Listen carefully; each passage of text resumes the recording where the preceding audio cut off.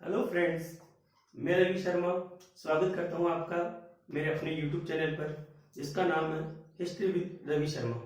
दोस्तों, हमने सिंधु सभ्यता का टॉपिक पढ़ना स्टार्ट कर दिया था और आज हम उस टॉपिक के दूसरे भाग को लेकर चल रहे हैं।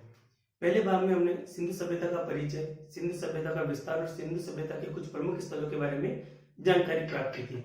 अगर किसी ने मेरा पहला वीडियो न देखा हो तो इसी वीडियो के नीचे एक लिंक चल रहा है, उस लिंक के ऊपर आप क्लिक करके पुराने वीडियो को प्राप्त कर सकते हैं। तो चलिए दोस्तों, हम आज स्टार्ट करते हैं सिंधु सभ्यता के दूसरे भाग को जिसका नाम है सिंधु सभ्यता का नगरीय जीवन। दोस्तों, इस वीडियो में अपन सिंधु सभ्यता के नगरीय जीवन, सिंधु सभ्यता का सामाजिक, धार्मिक और आर्थिक जीवन के बारे में बात करेंगे। तो सबसे पहले जब अपन बात करते हैं नगरीय जीवन के बारे में, तो नगरीय जीवन के बारे में बात करते हैं तो हम नगरीय जीवन में दो तीन चीजों को महत्वपूर्ण रूप से पढ़ते हैं। एक पढ़ते हैं सिंधु सभ्यता के दुर्ग के बारे में या नगर संरचना के बारे में, सिंधु सभ्यता की नगर संरचना के बारे में, सिंधु सभ्यता की भवन संरचना के बारे में, सिंधु सभ्यता की सड़क संरचना के बारे में, सिंधु सभ्यता की नालियां कैसी थी और सिंधु सभ्यता में जो ईंटें काम में ली जाती थी वो ईंटें किस प्रकार की थी। ठीक है, तो अपने को इस महत्वपूर्ण बिंदुओं को ध्यान में रखते हुए इस टॉपिक को पढ़ना है। तो सबसे पहले अपन बात करें अगर नगर की, तो सिंधु सभ्यता के नगरों में एक महत्वपूर्ण विशेषता देखने को मिलती थी कि सिंधु सभ्यता के हर स्थल के अंदर जो नगर होते थे वो दो भागों में बटे हुए होते थे। ये जो भी स्थल होते थे वो दो भागों में बटे होते थे। दो भाग कौन से होते थे कि पहला जो भाग होता था वो दुर्ग कहलाता था और जो दूसरा भाग होता था वो नगर कहलाता था। सभी स्थलों के अंदर यही परिस्थिति देखने को मिलती थी, लेकिन इसका एक अपवाद देखने को मिलता है और वो अपवाद क्या था? वो अपवाद था सिंधु सभ्यता का स्थल धोलावीरा। हमने जब धोलावीरा पढ़ा था तो हमने देखा था कि जो सभी संदर्भ स्थल जहां दो भागों में बटे हुए थे, धोलावीरा एकमात्र ऐसा स्थल था जो दो की बजाय तीन भागों में बटा हुआ था। तीन भाग कौन कौन से थे उसके कि इसके अंदर दुर्ग था, इसके अंदर नगर था और जो तीसरा भाग था वो कहलाता था मध्यम नगर। ये मध्यम नगर सिवाय धोलावीरा के और कहीं देखने को नहीं मिलता है। फिर जब बात करते हैं इन नगर में जो सड़कें होती थी, तो इस सड़कों में ध्यान रखना कि सड़कों में जो मुख्य सड़क होती थी वो मुख्य सड़क, उस मुख्य सड़क को जिस नाम से जाना जाता था वो सड़क प्रथम सड़क कहलाती थी नगर की। और जो सड़क निर्माण की पद्धति होती थी, सड़क निर्माण की जो पद्धति थी वो पद्धति ग्रिड पैटर्न पर आधारित थी। ग्रिड पैटर्न या इसी को हम जाल पद्धति कहते हैं। जाल पद्धति, ये जाल पद्धति क्या होती थी कि इसमें सड़क निर्माण की एक ऐसी विधि का प्रयोग किया जाता था इसमें सड़कें एक दूसरे को समकोण पे काटती थी और दूर से देखने में ये एक जाल की भांति प्रतीत होती थी। इसको जाल पद्धति या ग्रिड पैटर्न के नाम से जाना जाता है। ऐसा कहा जाता है कि जो सड़कें जिस स्थान पर आकर मुख्य सड़क से मिलती थी वहां पे एक सर्किल बनता था और उस सर्किल को जो नाम दिया गया वो नाम क्या था? इसे ऑक्सफोर्ड सर्कस के नाम से हम जानते हैं। और ये ऑक्सफोर्ड सर्कस नाम देने वाला व्यक्ति कौन था? तो ये व्यक्ति था विंसेंट स्मिथ। विंसेंट स्मिथ ने इसे ऑक्सफोर्ड सर्कस नाम दिया। फिर देखो बात करते हैं अपन भवनों की बात।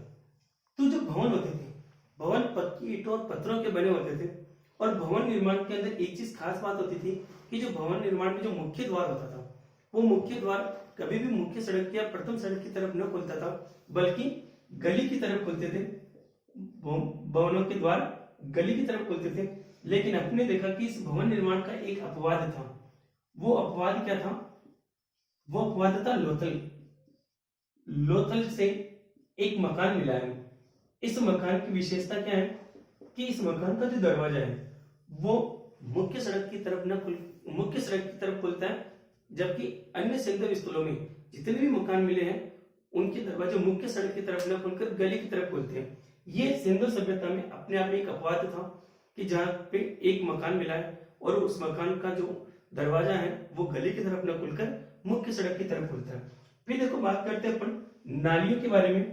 तो नालियां जो होती थी वो ईंटों और पत्थरों की बनी होती थी और मजबूत नालियां बनी होती थी और जो इनका यहाँ का जल निकास सिस्टम था वो बहुत प्यारा था।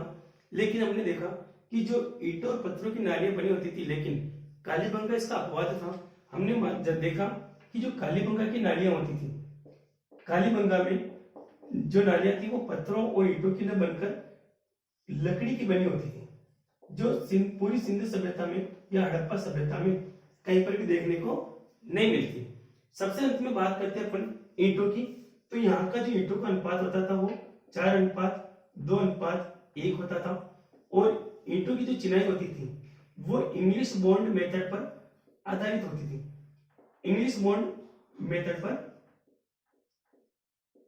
आधारित होती थी। ये इंग्लिश बॉन्ड मेथड होता क्या था दोस्तों, कि जैसे कोई एक ईंट है, उसके पास दूसरी ईंट होती थी, उसके पास तीसरी ईंट होती थी, और इन दो ईंटों को दबाने के लिए इसके ऊपर एक ईंट और रखी जाती थी। इन दोनों ईंटों को दबाने के लिए भी यहाँ पे ईंट होती थी।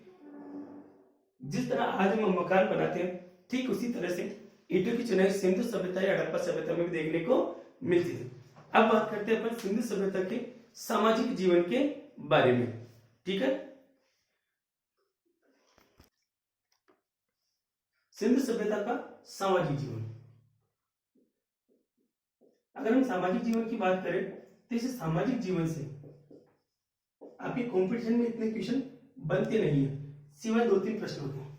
कि जैसे अगर आपसे पूछ सकते हैं कि सिंधु सभ्यता का समाज किस प्रकार का था, तो यहाँ का जो समाज था वो समाज मातृसत्तात्मक समाज था।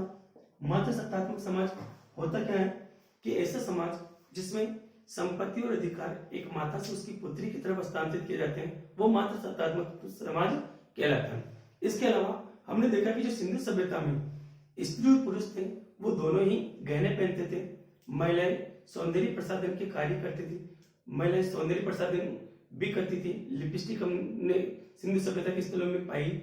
इसके अलावा हमने देखा कि जो सिंधु सभ्यता का समाज था वो शाकाहारी और मांसाहारी दोनों प्रकार का पाया जाता है। इसके अलावा सिंधु सभ्यता में हमने एक चीज और देखी कि जो सिंधु सभ्यता में अंत्येष्टि जो होती थी वो अंत्येष्टि 3 प्रकार से पाई जाती थी। हमने जब कालीबंगा पढ़ा था तो हमने इस कालीबंगा में अंत्येष्टि के प्रकार पढ़े थे, और इस कालीबंगा में देखा था कि अंत्येष्टि के 3 प्रकार होते थे।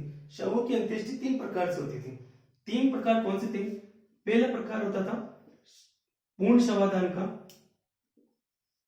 पहला प्रकार कौन सा था? पूर्ण शवाधान। ये पूर्ण शवाधान क्या होता था कि अंत्येष्टि की इस विधि में शव को बिना किसी परिवर्तन के, बिना किसी छेड़छाड़ के जमीन में गाड़ दिया जाता था। इसके अलावा दूसरा जो प्रकार होता था वो कहलाता था आंशिक समाधान। आंशिक समाधान।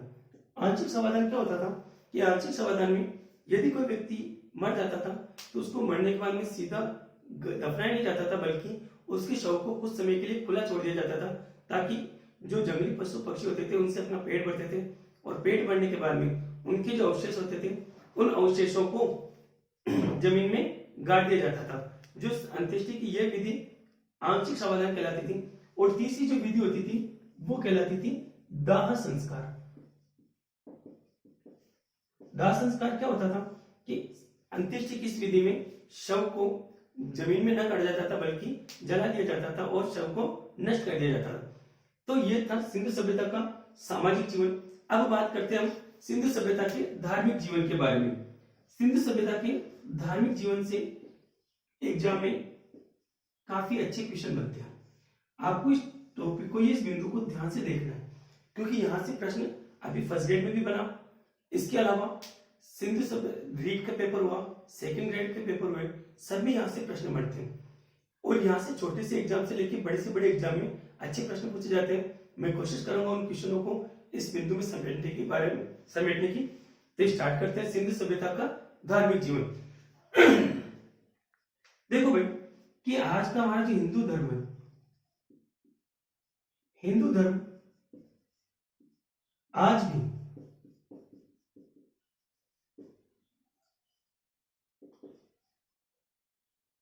भी हड़प्पा सभ्यता के धार्मिक जीवन से प्रेरणा ले रहा है। हड़प्पा सभ्यता के धार्मिक जीवन से प्रेरणा ले रहा है, क्योंकि एक बार इसी एग्जाम में प्रश्न आ गया था कि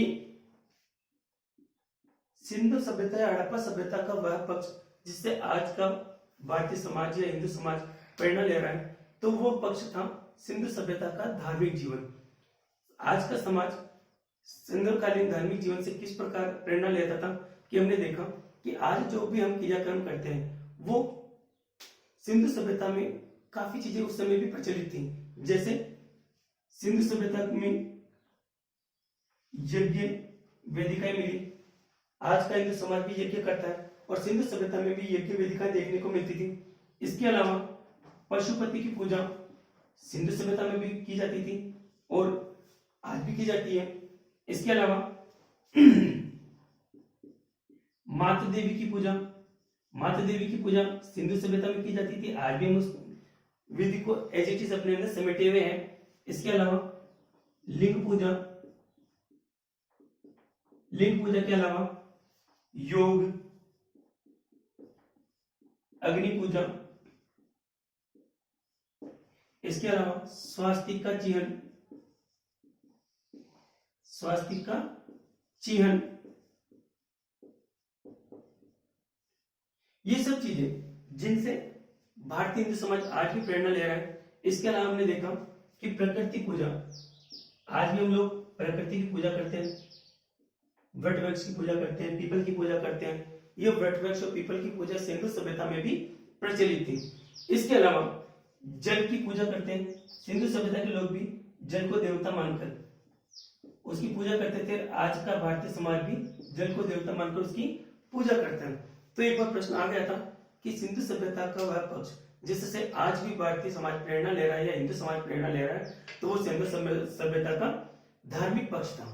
कई बार बच्चे नगरीय पक्ष को सही करके आ जाते हैं, जो कि गलत आंसर होता है। अभी धार्मिक जीवन में हम कुछ चीजों को पढ़ेंगे कि जैसे धार्मिक जीवन की जब पढ़ते बात करते हैं तो धार्मिक जीवन में हमने देखा होगा कि जब अपन ने सिंधु सभ्यता के स्थल पढ़े थे, तो सिंधु सभ्यता के स्थल में हड़प्पा नामक स्थल पे हमने एक चीज पढ़ी थी कि उस समय एक मोहर मिली थी। उस मोहर में हमने देखा था कि स्त्री के गर्भ से पीपल का पेड़ निकल रहा था या वृक्ष के निकलते हुए की मूर्ति थी, ठीक है ना। तो उस समय जो मातृ देवी थी, उस मातृ देवी की पूजा के बारे में हमें जानकारी मिलती थी। और वो पूजा कहां से, माता देवी की पूजा की जानकारी कहां से मिलती थी कि हड़प्पा से हमने देखा कि स्त्री के गर्भ से निकलते हुए पौधे की मृण मूर्ति थी। तो वो जो स्त्री के गर्भ से पौधे की मृण मूर्ति थी, उससे दो चीजों की तरफ संकेत मिलता था कि एक तो लोग मातृशक्ति को ज्यादा महत्व देते थे और दूसरे लोग प्रकृति प्रेमी भी माने जाते थे। इसके अलावा एक सबसे महत्वपूर्ण बात वो थी, एक इतिहासकार थे जिसका नाम था मेके। इस मेके ने मोहनजोदड़ो से एक मोहर प्राप्त की है और वो मोहर क्या किसकी थी? पशुपति की मोहर। इस पशुपति की मोहर से सबसे महत्वपूर्ण प्रश्न बनते हैं।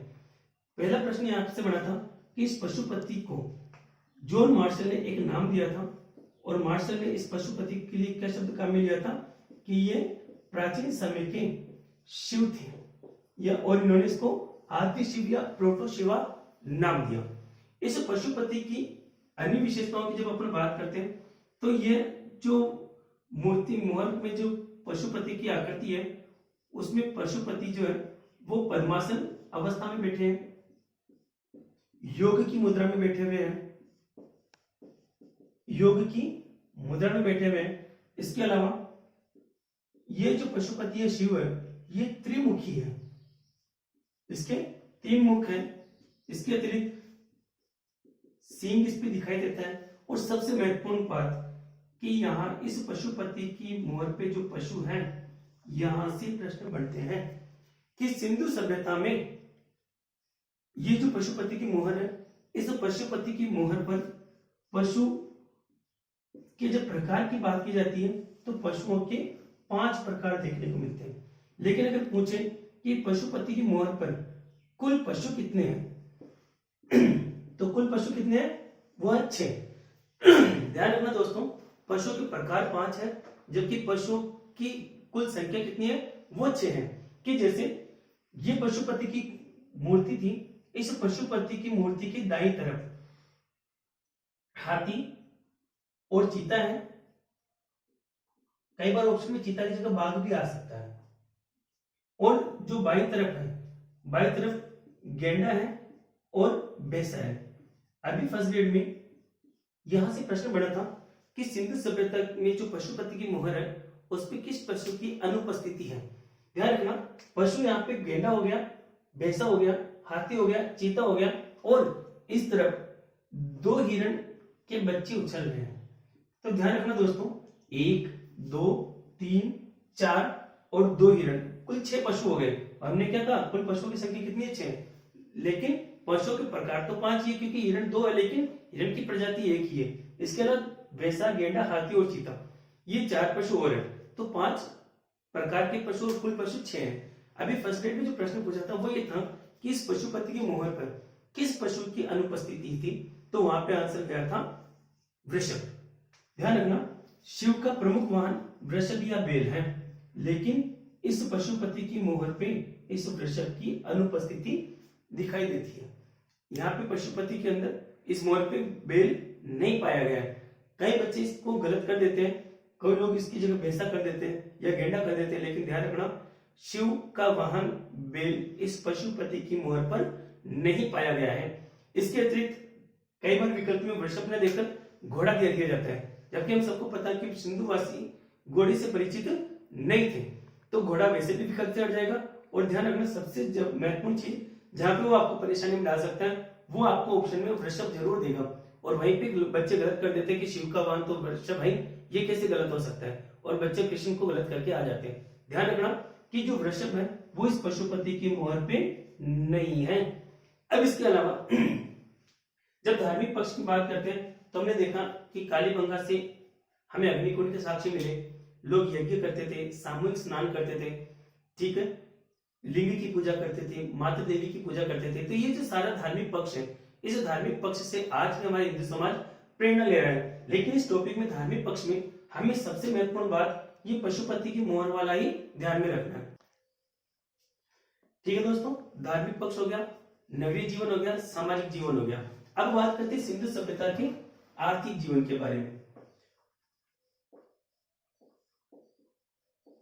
सिंधु सभ्यता का आर्थिक जीवन, आर्थिक जीवन की जब अपन बात करें तो यहां से 2-3 प्रश्न प्रमुख बनते हैं। प्रमुख प्रश्न क्या थे कि जैसे सिंधु सभ्यता के लोग कितनी प्रकार की फसलें उगाते थे, सिंधु सभ्यता की प्रमुख फसल कौन सी थी, सिंधु सभ्यता के लोग प्रमुख व्यवसाय कौन सा करते थे, प्रमुख उद्योग कौन सा था इनका, कौन सी चीजें मंगाते थे, कौन सी चीजें आयात करते थे, कौन सी निर्यात करते थे। इन चीजों को इस टॉपिक में अपन पढ़ने की कोशिश करेंगे। तो ध्यान रखना कि अगर बात करें कि सिंधु सभ्यता का प्रमुख व्यवसाय कौन सा था, तो प्रमुख व्यवसाय चाहे सिंधु सभ्यता का समाज पढ़े, चाहे वैदिक समाज पढ़े, चाहे कोई सा भी समाज पढ़े, चाहे आज का समाज पढ़े, सिंधु सभ्यता का प्रमुख व्यवसाय कृषि था। लेकिन कृषि के साथ साथ सिंधु सभ्यता में व्यापार वाणिज्य भी संपन्न अवस्था में पाया जाता था। ठीक है, इसके अलावा एक प्रश्न और बन सकता है कि प्रमुख व्यवसाय तो यह था, और जबकि यहाँ का जो प्रमुख उद्योग था वो प्रमुख उद्योग सूती वस्त्र उद्योग था, सूती वस्त्र उद्योग था। लोग कृषि ज्यादा करते थे, व्यापार भी करते थे, या अपन ये बोल सकते हैं कि सिंधु सभ्यता की जो आर्थिक जीवन था वो कृषि और व्यापार के एक सूक्ष्म समन्वय का परिणाम देखने को मिलता है। कभी भी जब प्रश्न आ जाए कि प्रमुख व्यवसाय कौन सा है, तो आपको उद्योग नहीं करना है, प्रमुख व्यवसाय हमेशा कृषि होता है। चाहे सिंधु सभ्यता पढ़ो, चाहे मुगल काल पढ़ो, चाहे आधुनिक भारत पढ़ो, सभी में कृषि ही प्रमुख व्यवसाय के रूप में माना जाता है। इसका कारण भी यह था कि भारत की आज भी 70% आबादी गाँव में निवास करती है और ग्रामीण लोगों का प्रमुख व्यवसाय कृषि हो पाया जाता है। ठीक है, अब देखो बात करते हैं यहाँ की प्रमुख फसलें। ये बोल सकते हैं कि सिंधु सभ्यता में कुल 9 प्रकार की फसलें देखने को मिलती है, 9 प्रकार की फसलें पाई जाती थी। जबकि इस यहाँ पे जो प्रमुख फसल थी वो प्रमुख फसल कौन सी थी, तो यहाँ की जो प्रमुख फसल थी वो थी गेहूं और जौ। गेहूं व जो यहाँ की प्रमुख फसल थी। इसके अलावा धान, सरसों और भी कई प्रकार की फसलें पाई जाती थी, पर ध्यान रखना सिंधु सभ्यता के लोग ईख या गन्ने से परिचित नहीं थे। गन्ने से सिंधु सभ्यता के लोग परिचित नहीं थे। इसके अलावा देखो सिंधु सभ्यता के लोग अपने उद्योग और व्यापार को बढ़ाने के लिए कुछ चीजों का आयात भी करते थे। तो आयात करने के लिए यहां से प्रश्न एक बार बच चुका है, तो ध्यान रखना आयातित वस्तुओं में प्रमुख रूप से प्रश्न जो पूछा जाता है वो पूछा जाता है लाजवर्द मणि का। लाजवर्द मणि कि सिंधु सभ्यता के लोग लाजवर्द मणि का आयात कहां से करते थे? तो ये जो आयात करते थे ये करते थे अफगानिस्तान में एक जगह है जिसका नाम है बदख्शा। बदख्शा अफगानिस्तान से, बदख्शा अफगानिस्तान से ये लोग लाजवर्द मणि का आयात करते थे। इसके अलावा जो तांबा होता था वो तांबा डेगाना से आयात किया जाता था। इसके अलावा सोना जो होता था वो कर्नाटक से आयात किया जाता था। तो ये जो आर्थिक पक्ष है, आर्थिक पक्ष में से प्रश्न हालांकि इतने नहीं फंसते, लेकिन चूंकि कई बार अगर अप्लाई क्वेश्चन फंस जाता है तो अप्लाई क्वेश्चन अगर बनता है तो कई बार विद्यार्थी इसमें भ्रमित हो जाते हैं। तो आर्थिक जीवन में अपन इतना ही पढ़ सकते हैं। अब इसके बाद में जो सबसे अंतिम बिंदु है इस टॉपिक का वो है सिंधु सभ्यता की लिपि। सिंधु सभ्यता की लिपि की जब अपन बात करते हैं तो हमने देखा होगा कि और आपने पढ़ा भी होगा कि सिंधु सभ्यता की जो लिपि है उसे आज तक पढ़ा नहीं गया है, और सिंधु सभ्यता में लिपि मिल गई लेकिन पढ़ा नहीं गया। इसी वजह से सिंधु सभ्यता को इतिहास के आदि ऐतिहासिक काल में रखा जाता है। ऐसा नहीं है कि सिंधु सभ्यता की लिपि को पढ़ने का प्रयास नहीं किया गया हो, कई लोगों ने इसको पढ़ने की कोशिश भी की लेकिन आज तक इसमें से इसको पढ़ने की सफलता हासिल नहीं हो पाई। ध्यान रखना इस अभी एक सीटेट का पेपर हुआ था, इस सीटेट के अंदर सिंधु सभ्यता की लिपि से संबंधित प्रश्न पूछे गए थे। ध्यान रखना सिंधु सभ्यता की लिपि की जब अपन बात करते हैं तो यहाँ की लिपि चित्राक्षर लिपि थी, यानी यहाँ पे जो लिपि होती थी उसमें चित्र बने होते थे, हर चित्र का अलग अलग संकेत होता था। ध्यान रखना चित्राक्षर लिपि थी, लेकिन यहाँ की लिपि वर्णनात्मक नहीं थी। वर्णनात्मक लिपि नहीं थी, कैसी थी? चित्राक्षर लिपि थी। इसके अलावा ये जो लिपि लिखी जाती थी ये दाएं से बाएं और बाएं से दाएं लिखी जाती थी। दाएं से बाएं और बाएं से दाएं लिखी जाती थी, यानी अगर कोई लाइन इधर से स्टार्ट हो रही है तो वो वापस इधर से स्टार्ट होगी, फिर यहां से स्टार्ट होगी। मतलब जैसे अपन लिखते हैं ऐसे ऐसे स्टार्ट इस तरीके से यहाँ पे नहीं लिखा जाता था, बल्कि एक सर्प के आकार में लिखी जाती थी। इस वजह से इस लिपि को अपन सर्पिलाकार लिपि भी कहते हैं। सर्पिलाकार लिपि भी इसको कहा जाता है। इस लिपि में जो सर्वाधिक चिन्ह है या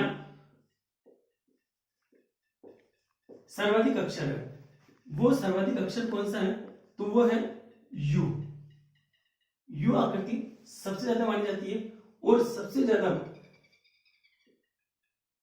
सर्वाधिक अंकन जिस जानवर का मिलता है उस जानवर का नाम है मछली।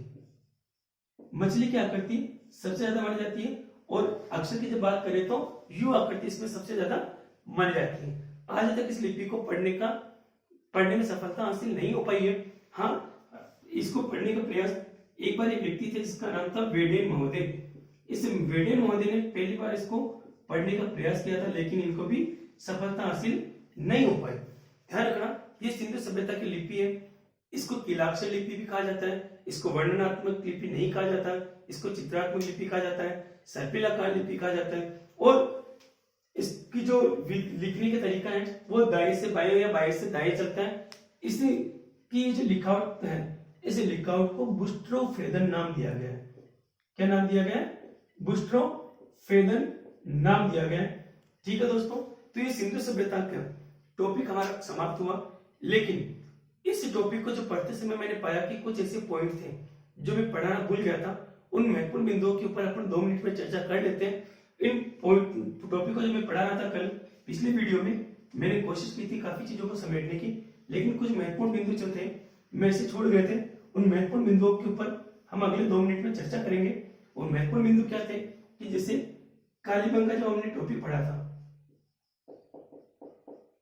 तो कालीबंगा से कुछ चीजें छूट गई थी कि जैसे वहां से जो जुते हुए खेत थे वो जूते हुए खेत हमने उस टॉपिक में पढ़ने से गलती हो गई थी, हम उसको पढ़ नहीं पाए थे।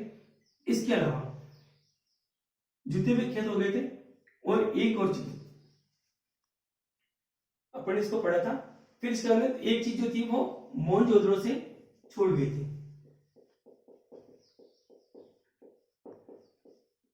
मोहनजोदड़ो से अपन ने जब इसको पढ़ना स्टार्ट किया था तो एक नृत्य करती नारी की मूर्ति, नृत्य करती महिला की आकृति वो कहां से मिली थी, तो वो मोहनजोदड़ो से मिली।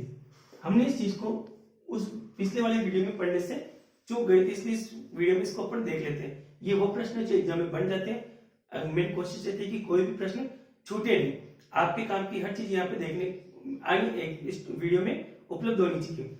इसके अलावा एक और चीज कि एक व्यक्ति थे जिनका नाम था स्टुअर्ट पिगट। स्टुअर्ट पिगट, इस स्टुअर्ट पिगट ने एक कोटेशन दी थी कि इन्होंने हड़प्पा और मोहनजोदड़ो को, हड़प्पा व मोहनजोदड़ो को